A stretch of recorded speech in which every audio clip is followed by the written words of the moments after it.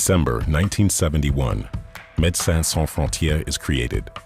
The humanitarian agency, also known as MSF, sets out to be independent and free in both speech and action. It is the start of a long story, a story of many challenges, a story of intense, emotional encounters with populations and patients all over the world. A story of incredible achievements, but also of immense losses and grief.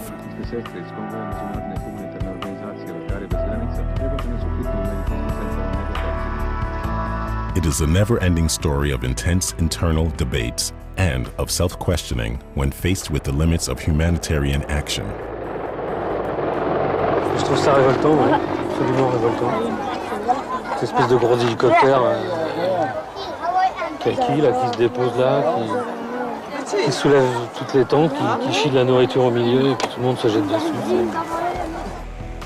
From the day of its creation to today, successive generations of expatriate and national staff have played their part in this adventure and responded to a changing world, and to the need for MSF to adapt itself continuously, always driven by the realities of the field and the needs of its patients.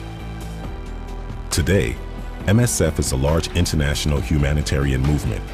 Its members come from all over the world, attracted by the concrete result of medical work and by MSF's attachment to humanitarian principles. The teams of MSF are made up of people who are coming from all over the world.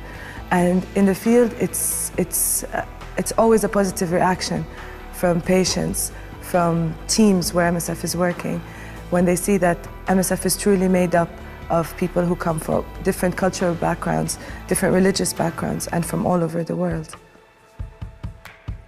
The principles of independence, neutrality, impartiality are not abstract themes created in the West. They are lived and they are understood in other parts of the world. They may have different explanations, they may have different interpretations or ways of being implemented, but they are certainly understood. In all the countries that I've been in with MSF, from Afghanistan to Libya to Iraq, there's a look in the patient's eyes when you ask them what happened to them that is almost not describable, because they're at that moment letting you in their world. Médecins Sans Frontières does not become an international movement at once. Neither is it immediately a major player on the humanitarian scene. During the first few years of its existence, the organization conducts a limited number of medical interventions. Firstly, following natural disasters in Central America, later assisting Cambodian refugees in Thailand, the victims of the civil war in Lebanon, and Afghan populations following the Soviet invasion of Afghanistan.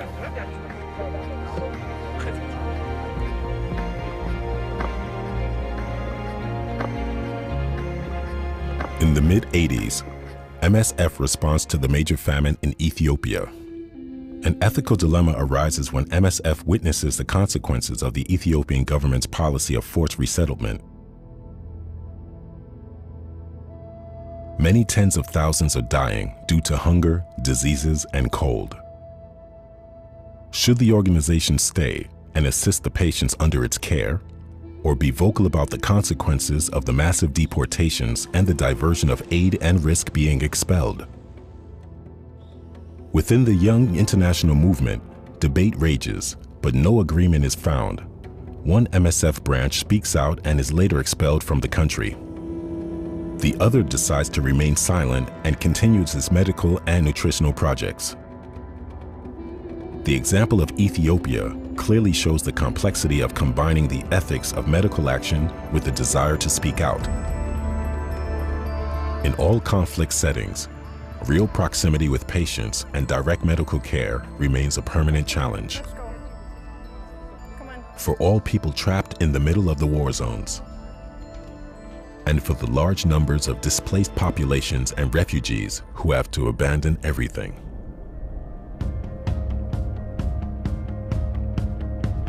But there are many more challenges ahead. The need for populations to have access to effective and affordable medicines.